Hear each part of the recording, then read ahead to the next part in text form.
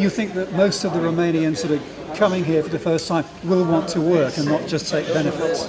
Oh yeah, definitely. Definitely. It's pretty expensive to live in London anyway from benefits. I don't think you can get a rent these days to live, if you know what I mean. For me, it's not a problem. Another people from Romania, because I am me and another people, another people.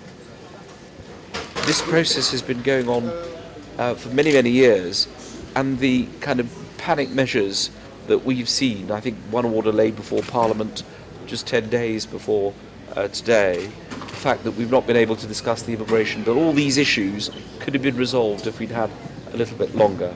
And I think my final point is this: it's about the whole issue of enlargement. Croatia is now a member of the EU. Its transitional arrangements will end in 2020.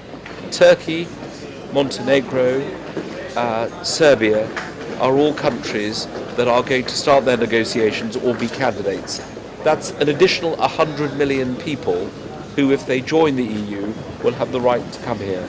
That is why we do need to address the issue of enlargement and tell countries right at the start of the process whether they're going to be allowed to bring their citizens in or not. As someone who started the negotiation process as Minister for Europe, I think we ought to have been clearer with countries at the start, thus avoiding this kind of harsh rhetoric right at the end of the process. So just on the conversations we've had with some of the people who've come here, a lot of them are returning people.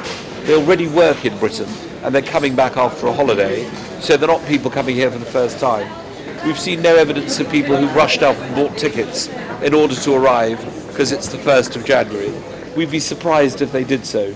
This is, after all, only a snapshot, but we do need to resolve this issue in the future, and it's an issue for the whole of the EU to resolve, so we don't get these kinds of dramas at the end.